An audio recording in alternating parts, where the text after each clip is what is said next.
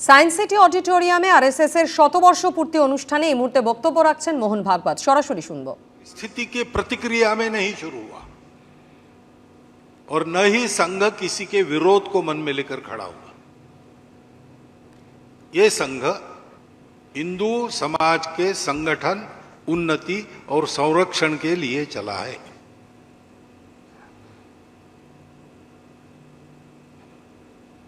प्रयास बहुत लोगों ने किए।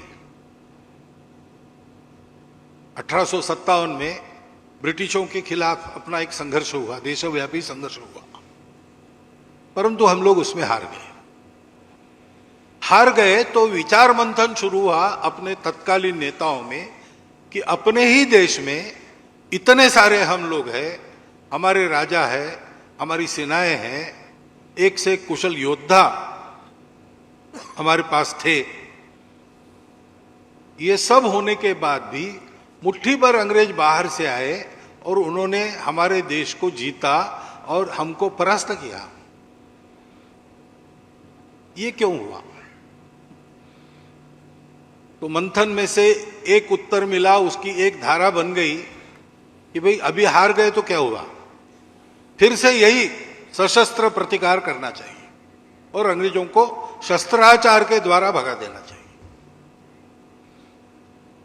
तो 1857 में तो कंपनी का राज्य बाद में गया और रानी का राज्य आ गया, इन्हें हम पूरे गुलाम बन गए, हमारे राजा मांडलिक बन गए, तो हमारी अपनी सेना तो थी नहीं। तो फिर क्रांतिकारक गतिविधि के रूप में तब से जो चला है, शस्त्राचार के द्वारा विदेशी आक्रमकों को खदेड़ देने वाला प्रवाह, वो सुभाष बाबू के 1945 में अंतर्धान होने के बाद ही समाप्त हुआ।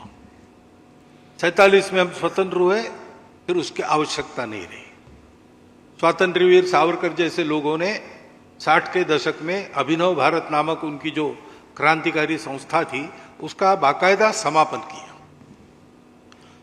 लेकिन इस अल्पावधि में लगभग 90 वर्षों में उस धारा ने हमको ऐसे दैदीप्यमान महापुरुष दिए, ऐसे चरित्र दिए, जिनका कीर्तन करके आज भी हमको जीवन में प्रेरणा मिलती है।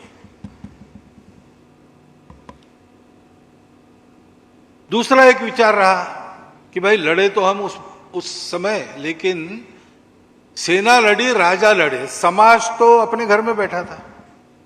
ऐसा नहीं कि समाज स्वतंत्रता के विरुद्ध था, समर्थन तो था, लेकिन इसमें हमको कुछ करना होता है, ये उसको पता नहीं, क्योंकि आधुनिक राजनीति की उसको समझ नहीं है।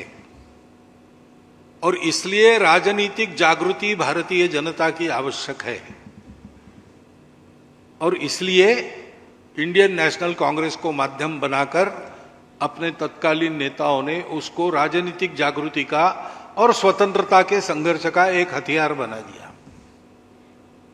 और उसके चलते भारत में व्यापक जन जागृति हुई। क्रांतिकारकों की धारा के साथ साथ आंदोलन की धारा इधर से चली और ये जो सारी जनता जागृत हुई, वो जो करती रही उस समय वो देश के लिए करती रही। जो आंदोलन में थे, जेल में जाना पड़ा, लाठी खानी पड़ी, वो किया। जो नहीं कर सकते थे, उन्होंने ऐसे सत्याग्रही के शिविरों में उनके भोजन की व्यवस्था की। आदमी चरखा भी चलाता था, देश के लिए चलाता था। चरखा चला चला के लेंगे स्वराज लेंगे। चरखा चलाने से स्वराज मिलेगा ऐसा नहीं है, लेकिन सामान्य आदमी अपने जीवन में जीता था और कहता था कि मैं जी रहा हूं, देश के लिए जी रहा हूं। मैं देख रहा हूं मेरा जीना देश के छोटे मोटे काम में आए। सेतु बंधन में बड़े बड़े पत्थर लाने वाले वानर भी रहे, लेकिन एक गिलहरी सा एक रेती का कण में झाड़ू हुआ। इस भावना से समाज जागृत हुआ और इन दोनों प्रयासों का सुपरिणाम हमको स्वतंत्रता मिली। परंतु उसी समय 1857 के बाद एक और धारा चली, जो सोचते थे कि अपने समाज का स्तर अंग्रेजी समाज से कम हो गया है, क्योंकि हम रूढ़ी कुरीतियों के शिकार हैं। दखनियानुसी बातों पर अंधविश्वास रखते हैं और इसलिए पहले समाज सुधार होना चाहिए, बाद में स्वतंत्रता। अभी स्वतंत्रता पाने लायक हम नहीं है और इसलिए राजा राम मोहन राय के समय से वो जो धारा चली है समाज सुधार की, आज भी चल रही है। परंतु दुर्भाग्य से क्यों हुआ, क्या हुआ पता नहीं, ये हुआ कि वो एक द्वीप बनकर रह गया समाज के सागर में। हमारे विदर्भ में एक गांव है, वहां 38 जातियां रहती थी, वो जाति भेद भी था। तो एक महात्मा वहां गए, उन्होंने सारा भेद समाप्त करके जाति विरहित गांव ऐसा बनाने का प्रयास किया। 30 वर्ष वहां रहे, वहीं उनकी समाधि हुई।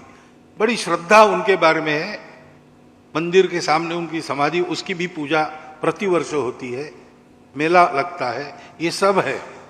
परंतु जो 38 जातियां थी वो कायम है। 39वीं जाति एक आ गई जो जाति को नहीं मानती, ऐसा हो गया। अभी क्यों हुआ, क्या हुआ, कैसा हुआ, इसमें जाने को मैं कोई नहीं, हुआ है। उपयुक्त सुधार भी द्वीप बन के रह गए।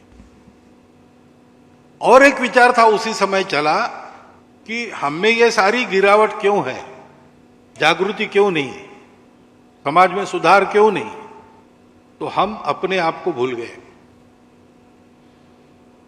और इसलिए अपनों को भूल गए। अपना इतना बड़ा समाज दरिद्री है, अज्ञानी है, किसी को चिंता नहीं है। क्योंकि अंतर्निहित एकता की बात जो हमारे संस्कृति में चलती आई है, सर्वम खलु इदम ब्रह्मम घट घट में राम, वो हम भूल गए, अपने मूल को भूल गए। इसलिए अपने मूल की ओर वापस चलो। और दो प्रमुख नाम तो लेने ही पड़ते हैं उस धारा को उल्लेख करने समय। एक है यहां के स्वामी विवेकानंद, दूसरे पंजाब के स्वामी दयानंद महर्षि। स्वतंत्रता के आंदोलन के काल में 1857 के बाद और स्वतंत्र भारत में भी आज तक जो बहुत सारे कार्य चले हैं, उन कार्यों की प्रेरणा कहीं ना कहीं इन दो में से किसी महापुरुष में निहित है। परंतु वो भी धारा, वो भी आज भी चल रही है, अच्छा चल रहा है, परंतु समाजव्यापी नहीं हुआ। संघ के जो संस्थापक थे डॉक्टर हेडगेवार, वो इन चारों धाराओं में काम करके कार्यकर्ता के नाते उन कार्यों का प्रत्यक्ष अनुभव ले चुके थे। डॉक्टर हेडगेवार के जीवन में दूसरा उद्देश्य नहीं था, उनको देश का ही काम करना था, क्योंकि जन्मजात देशभक्त थे। चौथी प्राइमरी स्कूल में, चौथी के क्लास में विक्टोरिया रानी का राज्यारोहण समारंभ हुआ तो अंग्रेजों का साम्राज्य जहां जहां था, भारत में भी था, सर्वत्र हुआ, सरकारी संस्थानों में, स्कूलों में भी हुआ, इनके भी प्राइमरी स्कूल में हुआ। और उस समय मिठाई बांटी गई, जैसे बांटते हैं, तो इन्होंने ये मिठाई फेंक दी कचरे में। तो शिक्षकों ने पूछा क्यों फेंकी भाई, बच्चे हो, मिठाई नहीं खाते हो? तो कहा ये तो मिठाई नहीं, जहर है। हमारे राज्य को निकालकर अपना झंडा गाड़ने वाले परकीय लोगों की रानी का राज्यारोहण हमारे लिए शोक दिन है, उत्सव का दिन नहीं है। और उसके उपलक्ष्य में जो मिठाई आई है वो हमारे लिए जहर है। ये बचपन में उनकी प्रवृत्ति थी। तो बचपन से ही अनाथ हो गए। 11 साल की आयु में उनके माता और पिता दोनों एक ही दिन 1 घंटे के अंतर में मर गए। प्लेग चल रहा था नागपुर में, तो बीमार रोगियों की सेवा का काम दोनों करते थे। सेवा करते करते इनको भी प्लेग हो गया। 1 दिन की बीमारी में एक ही दिन 1 घंटे के अंतर में दोनों चले गए। तो बड़ा दरिद्रता में जीवन जीना पड़ा। लेकिन प्रवृत्ति ऐसी होने के कारण स्वाभिमान पूर्वक अपना जीवन जीते हुए पहले 10वें क्लास में अपना स्थान उन्होंने कायम रखा और देश के लिए जो चल रहा था उन सब बातों में वो सक्रिय रहते थे नागपुर में। वंदे मातरम आंदोलन का नागपुर के विद्यालयों में संगठन उन्होंने किया। और जब ये स्कूल के इंस्पेक्टर आए स्कूल में तो उनका स्वागत वंदे मातरम की घोषणाओं से हुआ। तो अंग्रेज सरकार जागरूक हो गई, उनके कान खड़े हो गए, उन्होंने नागपुर के सब विद्यालय बंद कर दिए और पता लगाना शुरू किया कौन है इसके पीछे। नागपुर के उस समय के नामवर बड़े नेता जो थे वो तो थे ही पीछे से, परंतु जिनके हाथों ये काम हुआ वो डॉक्टर एडगेवार और उनकी एक टोली थी। लेकिन उसका पता नहीं लगा, 4 महीने तक स्कूल बंद रहे, छानबीन चलती रही, पता कुछ नहीं लगा। तो फिर एक नॉमिनल अपॉलॉजी के साथ विद्यालय शुरू करना ऐसा शुरू हुआ कि बच्चे आएंगे, गेट पर हेडमास्टर खड़े रहेंगे, अंदर आते हुए प्रत्येक बच्चे को पूछेंगे गलती हुई ना, मुंडी हिलाना, मुंडी हिलाया तो प्रवेश। स्कूल शुरू हो गए। लेकिन 2 लोगों ने इतना भी करने से इनकार कर दिया। उसमें एक डॉक्टर एडगेवार थे। स्वप्न में भी हम हमारे माता को वंदन करना, वंदे मातरम करना ये गलत है ऐसा कह नहीं सकते, तो हम माफी कैसे मांगेंगे? हम विचार ही नहीं कर सकते मुंडी हिलाने का। तो रस्टिकेट हो गए। ऐसे विद्यार्थियों के लिए उस समय राष्ट्रीय विद्यालय रहते थे, वहां पर उन्होंने प्रवेश लिया, उसको भी अंग्रेजों ने बंद कर दिया। तो निजी तौर पर परीक्षा में बैठे और फर्स्ट क्लास में पास हो गए। इसलिए नागपुर के नेता ने सोचा कि ये बड़ा होनहार बालक है, संघर्षशील है, कष्ट सहन करने की आदत है और सबसे अधिक बात इन्हें प्रामाणिक है, इसको कलकत्ता डॉक्टरी पढ़ने के लिए भेजेंगे। तो उन्होंने चंदा करके, थोड़ी सी व्यवस्था करके डॉक्टर साहब को यहां कलकत्ते में नेशनल मेडिकल कॉलेज में प्रवेश दिलवा दिया। यहां आना और फीस वीस का प्रबंध हो गया, खाना और रहने का प्रबंध नहीं था। तो उधर के 2 विद्यार्थी यहां एक लॉज में रहते थे, उनके पलंगों के बीच में अपनी पट्टी बिछाकर वो सोते थे। और भोजन का टिफिन 3-4 लोगों का आता था, उसमें इनका भी भोजन निकल जाता था। ऐसे कुछ दिन करना पड़ा। परंतु भेजा इसलिए नहीं था कि केवल डॉक्टर बनेंगे, भेजा इसलिए डॉक्टरी तो बहाना था। यहां अनुशीलन समिति थी, उस समय क्रांति कार्य का सारा समन्वय अनुशीलन समिति से के द्वारा होता था। तो उससे संपर्क करना ये काम उनको दिया गया। और पश्चिम भारत में क्रांति कार्य का श्री गणेश करना, उन्होंने दोनों काम अच्छे किए। डॉक्टरी भी 4 साल के बाद फर्स्ट क्लास में पास हो गए। और महाराष्ट्र यानी राजस्थान से आंध्र तक के इलाके में क्रांतिकारियों को बसाना, उनकी व्यवस्था करना, शस्त्र आदि पहुंचाना, योजना बनाना, ये सारा संगठक का काम उन्होंने किया। लेकिन वो विफल हो गया आंदोलन। आंदोलन विफल हो गया तो डॉक्टरी पढ़ने के बाद उन्होंने प्रतिज्ञा ली थी अनुशीलन समिति के प्रवेश में, जो प्रतिज्ञा लेनी पड़ती थी काली माता के मूर्ति के आगे कि इस जन्म में देश का ही विचार करूंगा, मेरा अपना करियर वगैरह सारी बातें अगले जन्म के लिए।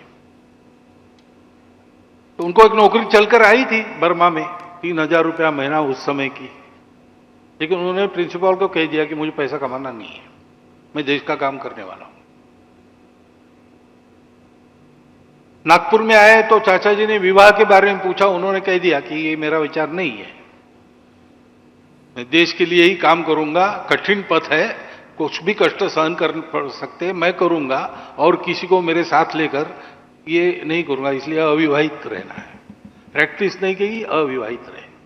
और असहयोग आंदोलन चल रहा था, उसमें गांव गांव गए, भाषण दिए, जागृति की।